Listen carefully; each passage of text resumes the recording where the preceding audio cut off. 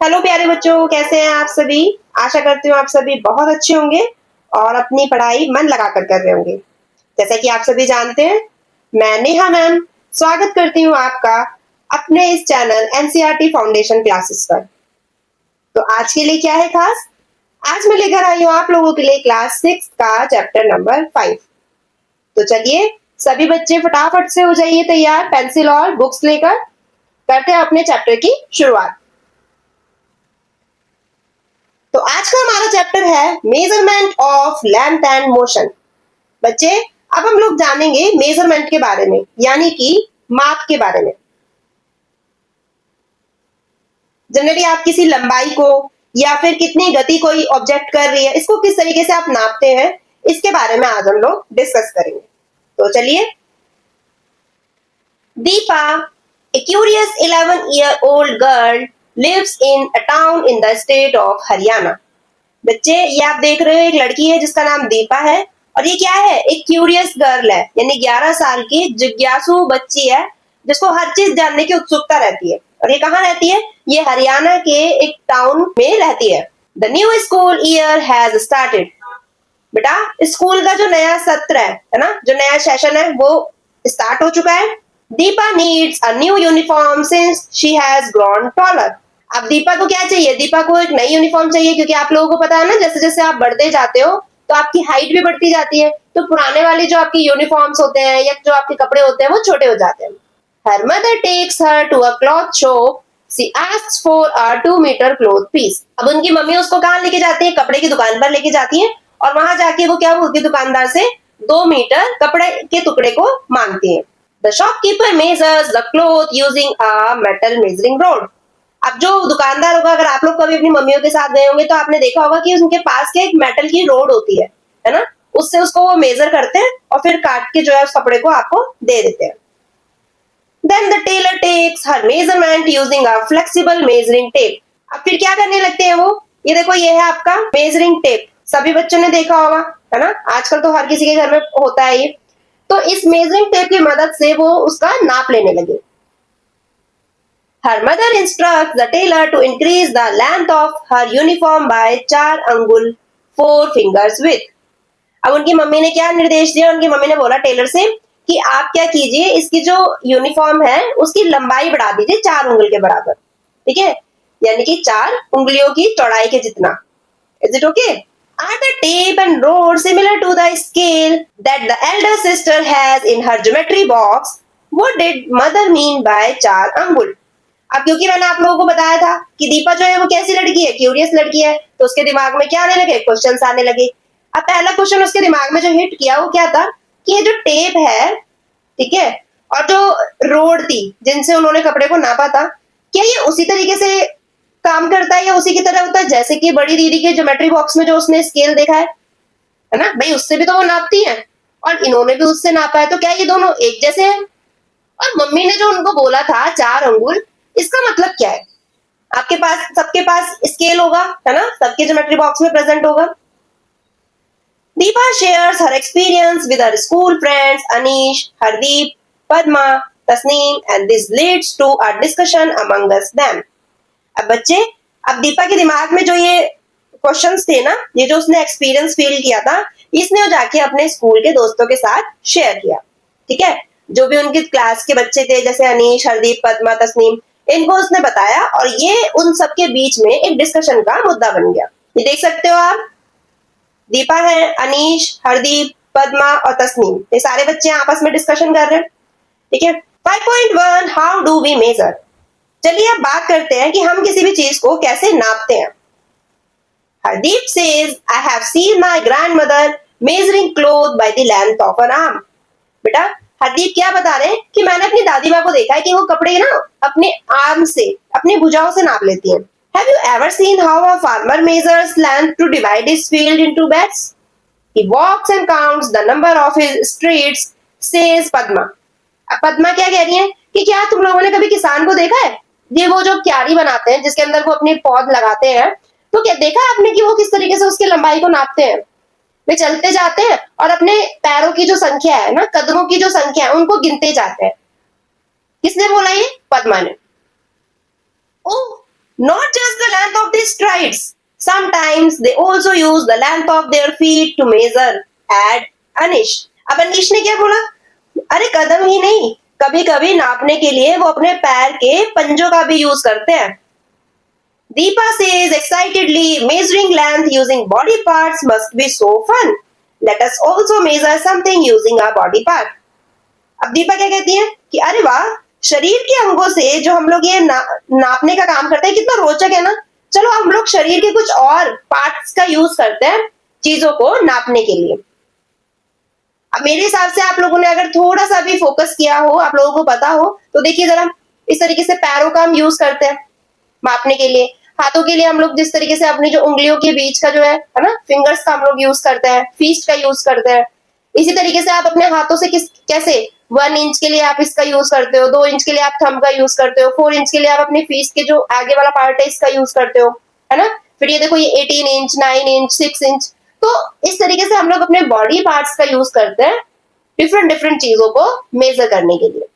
What should be measured? Okay, let us measure the length of the table in our classroom, says Tasneem. अब इनके दिमाग में क्या आया कि चल अब क्या नापे हम लोग.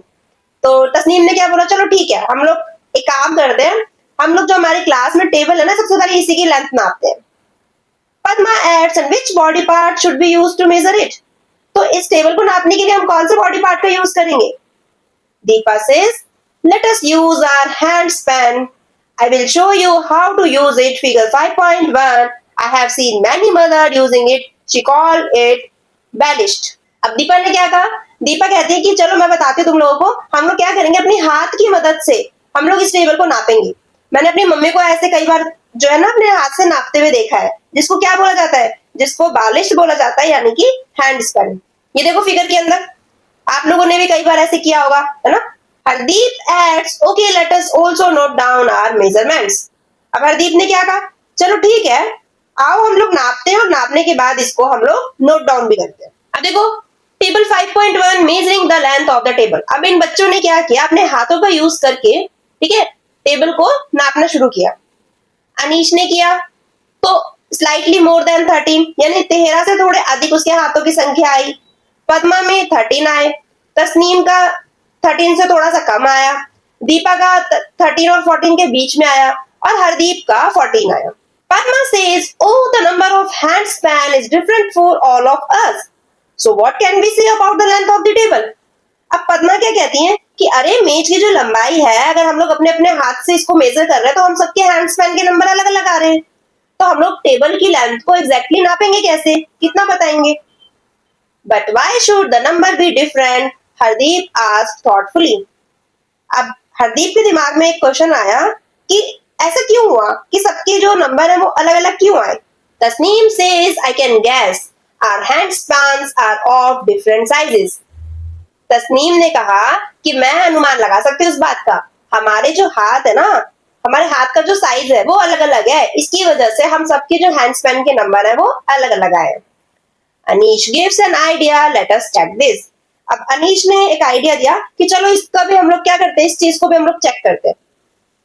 So all 5 of them put their hand spans along each other and arrive at the conclusion that the lengths of their hand spans are different.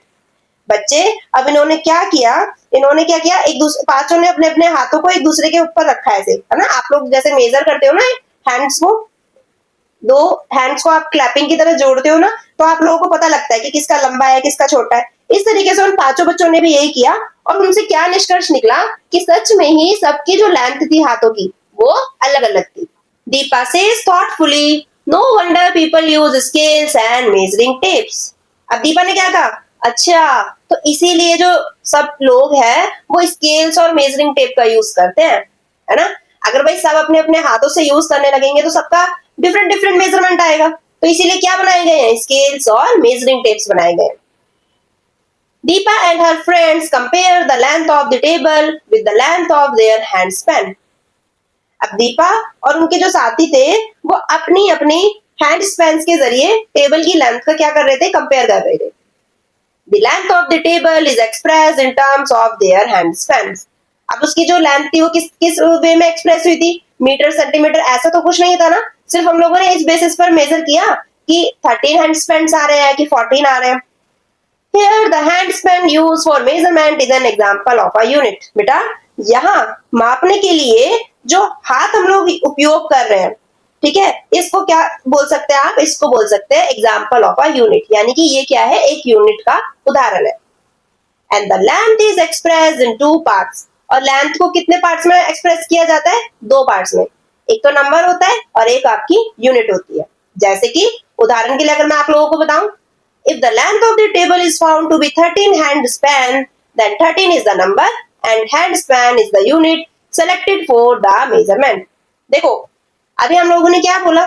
मैंने बोला चलो मान लेते कि मैंने उसको अपने हाथ से मेजर किया और मेरे इसके लिए आए 12 हैंड स्पैन, है ना? तो मैं क्या बोलूंगी? 12 तो हो गया आपका नंबर, ठीक है, और हैंड स्पैन हो गई इसकी यूनिट। अभी आगे आगे आप जैसे जैसे बढ़ते जाएंगे ना बेटा, आपको समझ आता जाएगा। तो मैंने क्या बताया आपको कि जो भी पर्टिकुलर एक लेंथ होगी, ठीक है, उसके 2 पार्ट होंगे। एक तो होगा उसका नंबर जो आइडेंटिफाई करेगा, और साथ ही साथ हमने उसको किस वे में नापा है, ठीक है, जैसे अभी आप लोगों ने देखा होगा मीटर, सेंटीमीटर, किलोग्राम, है ना? तो दूसरा क्या होगा? उसकी यूनिट होगी। इज इट ओके बच्चे? However, hand spans and other similar units such as length of hand, foot, fist or fingers differ from person to person. इसीलिए अभी हम लोगों ने देखा ना कि जैसे हमारे जो अलग अलग मात्रक हैं, अलग अलग जो यूनिट्स हम लोग यूज कर रहे हैं, जैसे हम लोग हाथ का यूज करते हैं, पैर का यूज करते हैं, फिंगर का यूज करते हैं, या फिस्ट होती है आपकी मुट्ठी का यूज करते हैं, है ना? अलग अलग पर्सन है। अब अलग अलग पर्सन अगर अलग अलग चीजों को मेजर करेंगे तो साइज की वजह से डिफरेंस आ जाएगा, सबका सेम माप नहीं निकलेगा। Thus, there is a need for such a unit for which measurement of the same length made by different people do not differ. इसीलिए ये बहुत जरूरी है कि हमें एक ऐसी यूनिट चाहिए, एक ऐसा मात्रक चाहिए जिसको कोई भी पर्टिकुलर इंसान मापे तो एक एग्जैक्ट वैल्यू आए, यानी सेम लेंथ है। ऐसा ना हो कि अलग अलग लोग नाप रहे हैं तो अलग अलग ही वैल्यू निकल कर आ रही है। समझ आया सभी को? अब देखिए यहाँ पे मोर टू नो है, थोड़ा और अधिक जानते हैं क्या चीज है यहाँ पे। India has a rich history of measurement systems dating back to ancient time.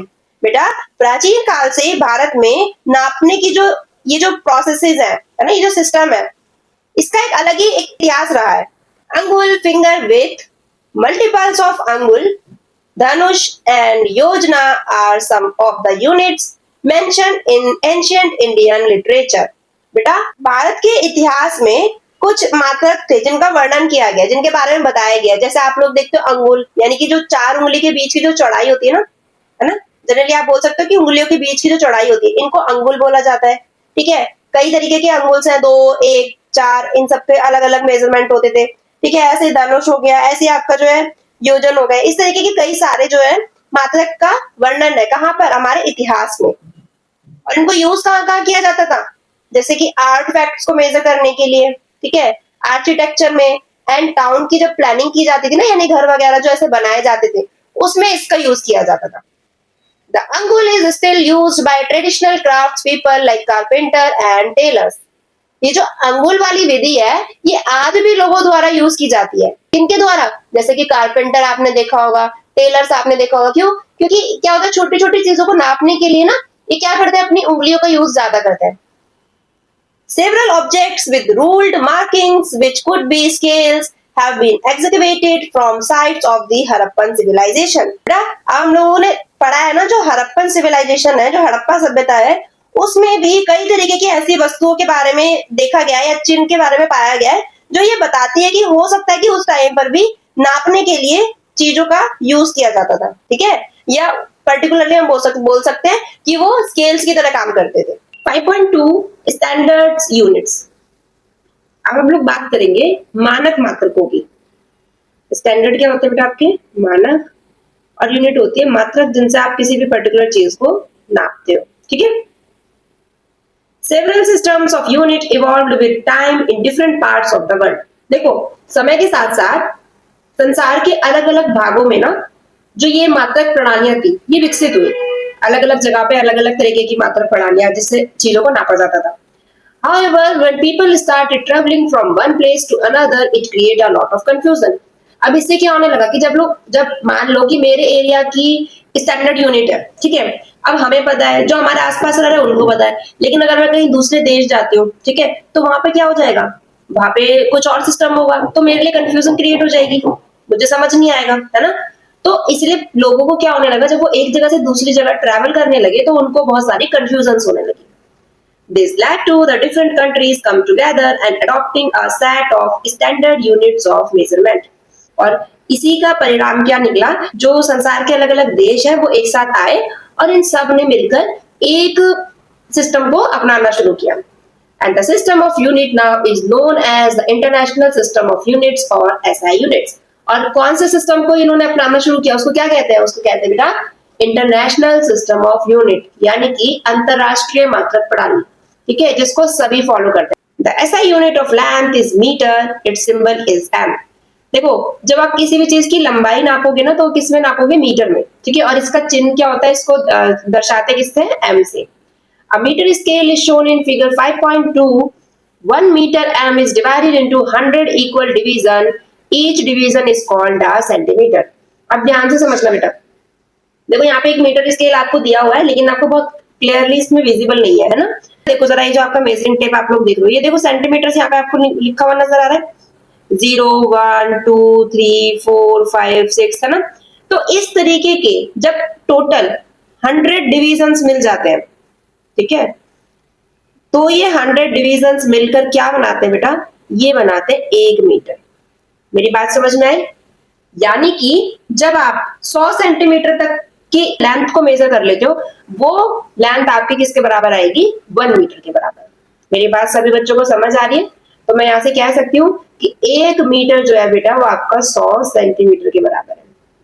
बताओ यहां तक सभी बच्चों को समझ आया? You may be familiar with a smaller part of the meter scale, typically 15 centimeter long, shown in figure 5.3. अब 15 centimetre वाला स्केल तो सब बच्चों ने देखा है ना, सबकी ज्योमेट्री बॉक्स में होगा। अगर अभी आप लोगों के पास अवेलेबल है तो आप देखिए जरा, उसमें आपको यूनिट दी गई है वो सेंटीमीटर में दी गई है। Look carefully at the 15 centimeter scale. It has markings in centimeter from 0 to 15. The length of any section between two consecutive big marks, such as between 1 and 2 or between 5 and 6, is 1 centimeter. Observe that these sections. देखिए क्या कह रहा है, कह रहा है कि देखो आपको यहाँ पे जो इस तरीके से आपका स्केल होता है ना, यहाँ पे देखो सेंटीमीटर लिखा हुआ है, तो किसी भी दो नंबर के बीच का जो आपका स्पेस है ना, उसको हम क्या बोलेंगे, उसको हम 1 सेंटीमीटर बोलेंगे। यानी कि आप सीधा सीधा ये बोल सकते हो कि जो छोटे छोटे भागों में डिवाइड हो रहा है ना, जैसे आप ये बोलोगे 0 से 1 तक कितना है, ये 1 सेंटीमीटर, 5 से 6 तक कितना है, ये अभी जो 5 और 6 के बीच की दूरी है ये 1 सेंटीमीटर, ये बेटा ध्यान रखना इसको, ठीक है। 1 centimetre length are further divided into 10 equal parts. The length of one of these smaller part is called the millimetre. यानी कि अब जो ये मेरी 1 सेंटीमीटर की जो दूरी थी ना, यहां से यहां तक की 1 सेंटीमीटर की दूरी, ठीक है, इसके अंदर भी आपके 10 जो छोटे छोटे सेक्शंस होंगे, है ना, ये जो छोटे छोटे सेक्शंस होंगे, ये पूरा जो छोटा छोटा सेक्शन होगा ये क्या कहलाएगा बेटा आपका, ये कहलाएगा मिलीमीटर। तो अब कौन बच्चा मुझे कमेंट करके बताएगा कि मीटर, सेंटीमीटर और मिलीमीटर में सबसे छोटा कौन है? चलिए आइए देखिए। 1 millimeter is the smallest value of length that you can measure using this scale. तो अब आप लोगों को समझ आया होगा कि मिलीमीटर जो है वो सबसे छोटी लेंथ है जिसको आप इस स्केल से नाप सकते हो। And 1 millimeter is equals to 1/10 of a centimeter, यानी 1 millimeter is equals to 0.1 centimeter। देखो बिल्कुल भी घबराने की जरूरत नहीं है, आपको बिल्कुल कंफ्यूजन क्रिएट नहीं करनी है, बहुत सिंपल सी यहाँ पे आपको एक लॉजिक में आप लोगों को बता देती हूँ। हमने पढ़ा 1 metre is equals to 100 centimetre, ठीक है, और हमने पढ़ा 1 centimetre is equals to 10 millimetre, ठीक है। यहां तक सभी बच्चों को समझ आया? For measuring larger lengths we use a larger unit called a kilometre, यानी कि km। बेटा अब अगर हम लोगों को बड़ी बड़ी लेंथ को नापना होता है तो उसके लिए हम लोग क्या यूज करते हैं, उसके लिए हम एक लार्ज यूनिट लेते हैं जिसको हम बोलते हैं किलोमीटर। इसको दर्शाते किससे, km से, which is equal to 1000 meter, and for measuring smaller length we use units such as centimeter or millimeter। तो अब आपको समझ आया, बड़ी लेंथ अगर आपको मेजर करनी है तो आप किलोमीटर में करोगे, छोटी आपको करनी है तो आपके पास सेंटीमीटर और मिलीमीटर के ऑप्शंस हैं। Is it okay? अच्छा यहाँ पे एक क्वेश्चन अगर देखिए क्या है, Would it be convenient to use the unit meter to measure larger length, such as the length of a railway track between two cities, or to measure smaller lengths, such as the thickness of the page of book?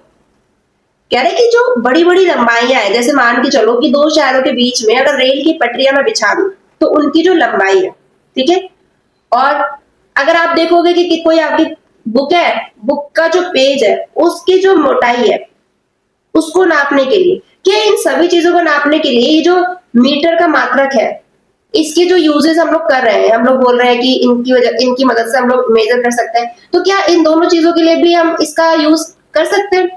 अभी देखिए, अभी हम लोगों ने देखा 1 kilometre is equals to 1000 metre, 1 metre is equals to 100 centimetre and 1 centimetre is equals to 10 millimetre.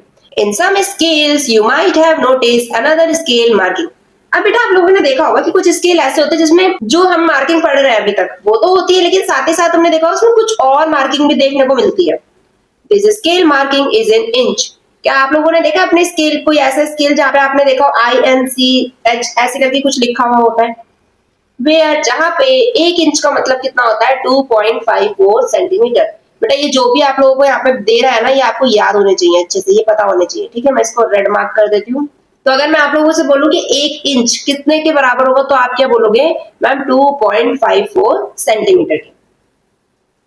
In earlier days, पहले के time में यूनिट जैसे कि inch and foot were used to measure length. कौन कौन सी यूनिट्स का यूज किया जाता था? इंच का, फुट का, ऐसे मात्रकों का यूज होता था. These units are still used by some people. और आज भी कई सारे लोग जो है वो इस यूनिट का यूज भी करते हैं, ठीक है. ये देखो, आप अगर इस स्केल को ध्यान से देखोगे यहाँ पे आपका मिलीमीटर और सेंटीमीटर की यूनिट्स है, ठीक है. और अगर आप अपोजिट साइड देखोगे तो देखो इधर की इंच की यूनिट है, ठीक है. और देखो अगर मैं तुम्हें थोड़ा सा आइडिया देके इधर बताऊं, ये देखो यहां से यहां तक 1 इंच है ना. अब ये 1 इंच कितने सेंटीमीटर के बराबर है देखो जरा. ये देखो यहां से यहां तक 1, यहां से यहां तक 2 और ये हो गया आपका 2.5, ठीक है. तो यहां से क्लियर हो गया ना कि 1 इंच जो है आपका वो 2.54 सेंटीमीटर के बराबर. अब देखो दो स्टूडेंट्स आपस में बात कर रहे हैं. Suppose we all measure the length of the table again, but this time using a meter scale, will our result still be different? कह रहे हैं कि चलो अब मान लो कि अब हम लोग जो टेबल की लेंथ नापते हैं और अब की बार हम लोग मीटर के स्केल से नापेंगे, तो क्या अब भी हम लोगों के जो रिजल्ट है वो डिफरेंट आएंगे? No, but we should first learn the correct way of using a scale to measure length. नहीं, अब हमारे जो आंसर्स हैं वो अलग नहीं आएंगे, सबकी लेंथ सेम आएगी, लेकिन उससे पहले हम लोगों को ये पता होना चाहिए कि हमें स्केल को सही तरीके से कैसे यूज करना है मेजर करने के लिए.